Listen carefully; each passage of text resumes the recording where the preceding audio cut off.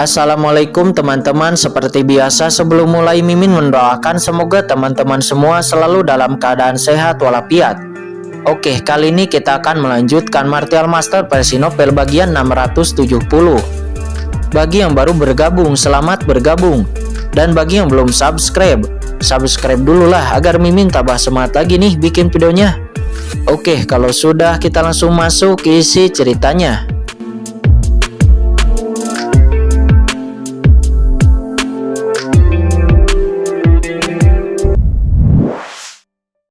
Ada keheningan untuk beberapa saat dan Aoli juga tertawa.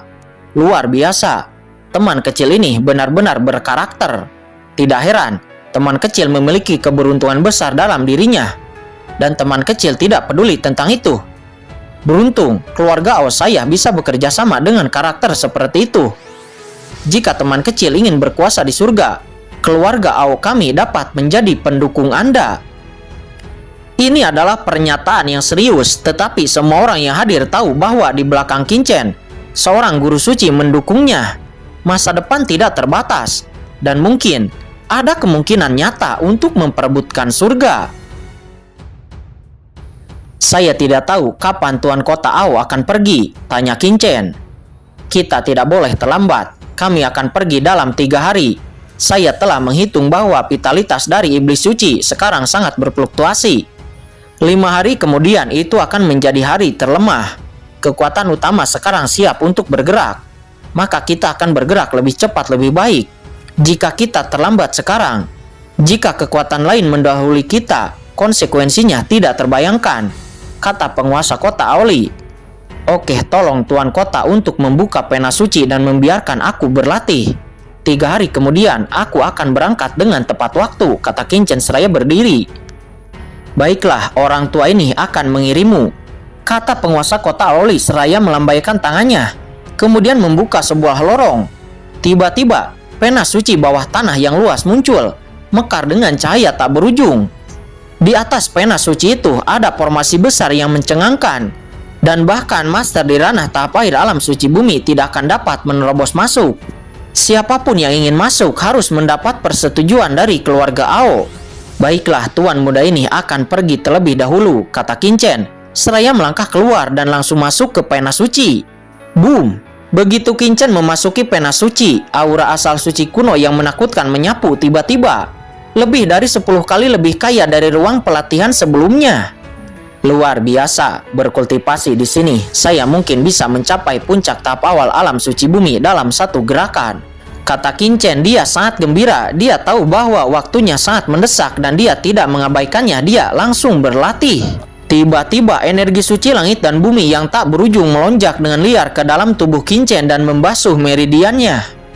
Di saat yang sama, kekuatan fisik Qingchen juga sangat berubah.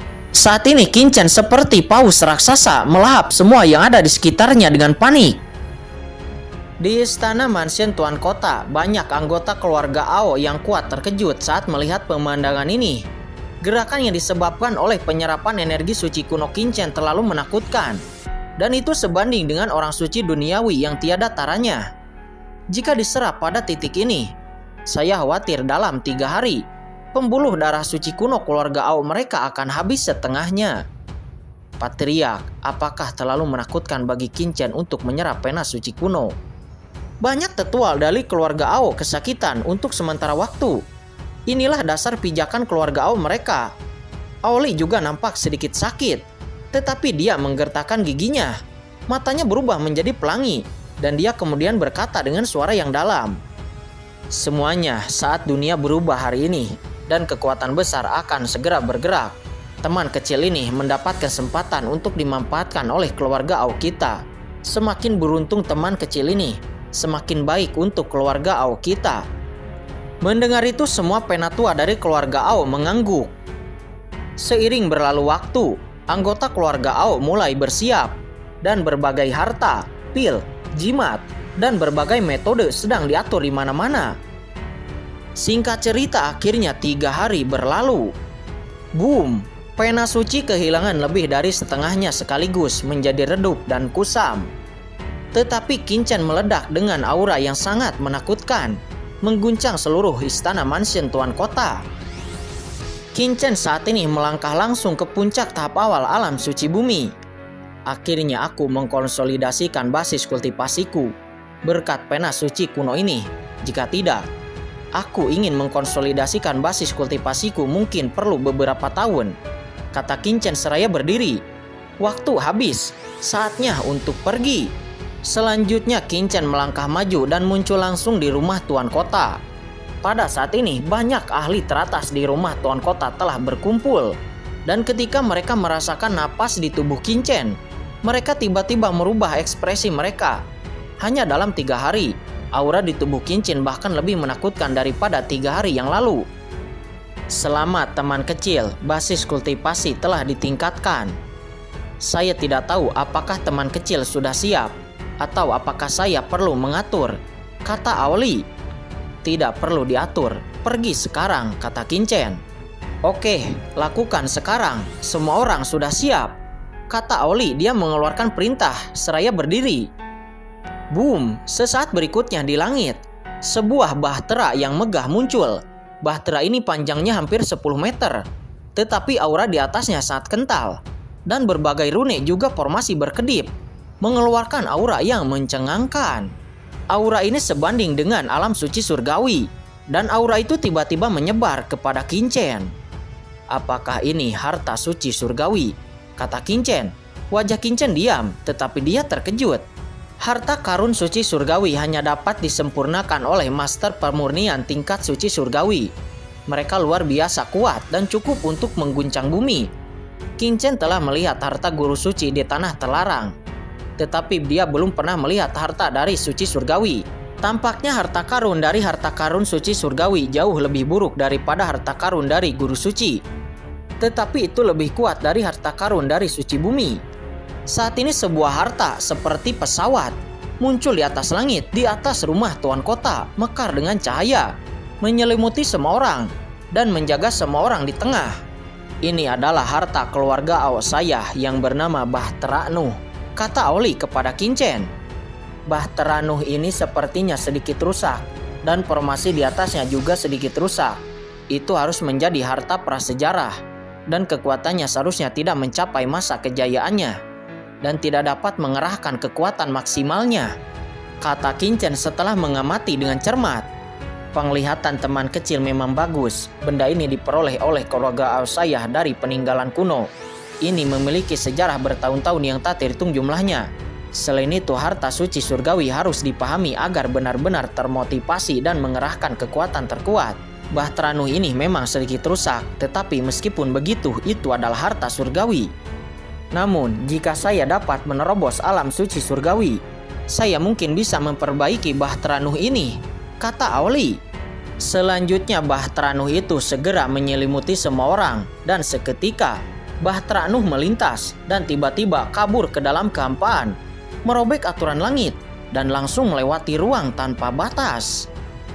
Saat ini Qinchen hanya merasa bahwa ruang di dunia luar mundur dengan cepat. Luar biasa, layak mendapatkan harta surgawi. Kecepatan ini benar-benar menakutkan, kata Qinchen. Dia terkejut. Ini jauh lebih cepat daripada pesawat terbang. Jika itu digunakan untuk melarikan diri, saya khawatir kecuali ahli di alam suci surgawi. Hanya alam suci bumi mungkin tidak akan bisa mengejarnya. Hati Qinchen tergerak. Sepertinya dia harus mendapatkan harta terbang seperti itu kapan-kapan. Sebenarnya dalam warisan Palu Raksasa sebelumnya, ada banyak cara untuk menyempurnakan harta terbang. Tetapi sekarang Qinchen tidak memiliki cukup bahan, dan tidak ada tingkat kultivasi seperti itu untuk saat ini.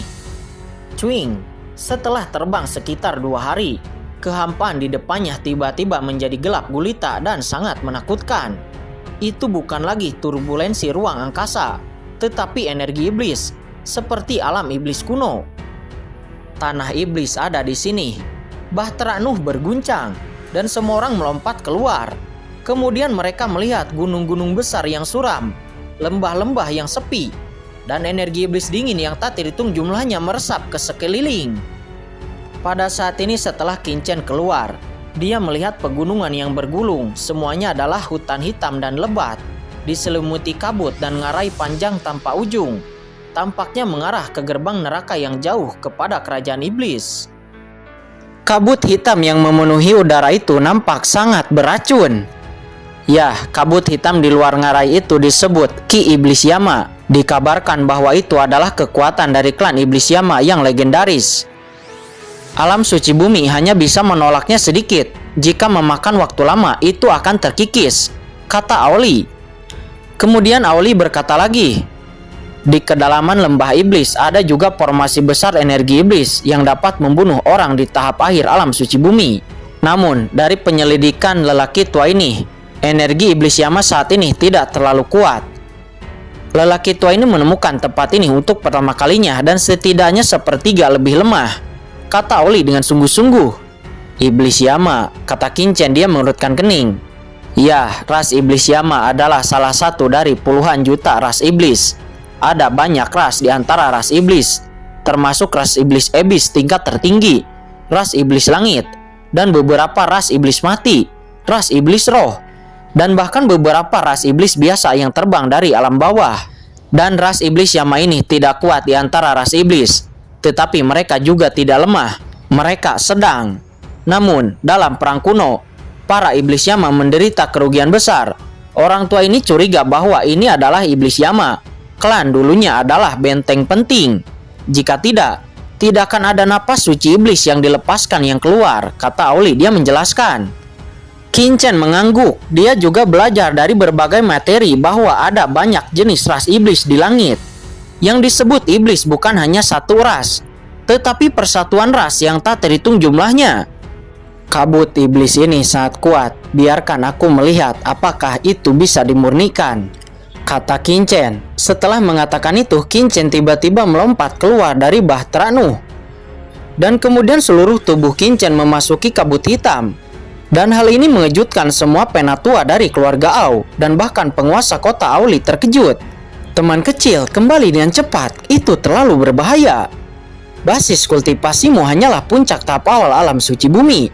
Tidak peduli seberapa kuat asal-usul suci bumimu, energi iblis ini dapat dengan cepat merusak kekuatanmu. Segera kembali. Ya benar, teman kecil, jangan bertindak gegabah. Kamu akan sekarat jika seperti itu. Melihat Kincen bergegas ke lembah dengan tergesa-gesa, orang-orang dari keluarga Ao sangat ketakutan hingga jiwa mereka hampir hilang.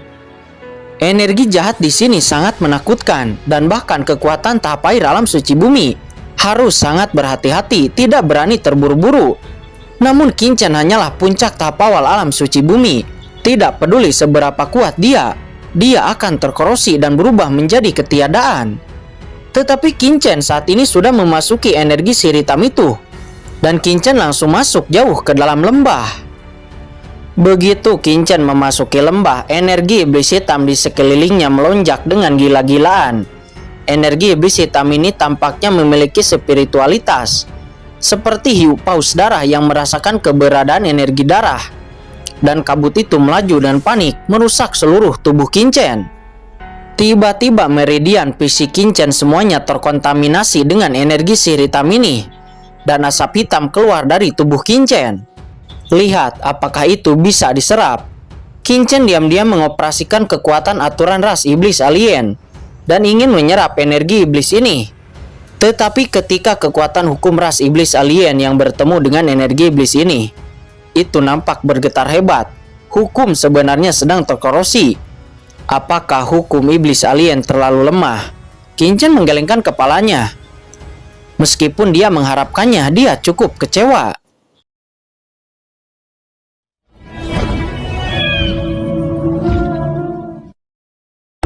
Oke guys, sudah dulu ya. Jangan lupa subrek biar lanjut terus ceritanya. Bagi yang sudah subrek, mudah-mudahan dimudahkan rezekinya. Mimin undur diri. See you next and goodbye.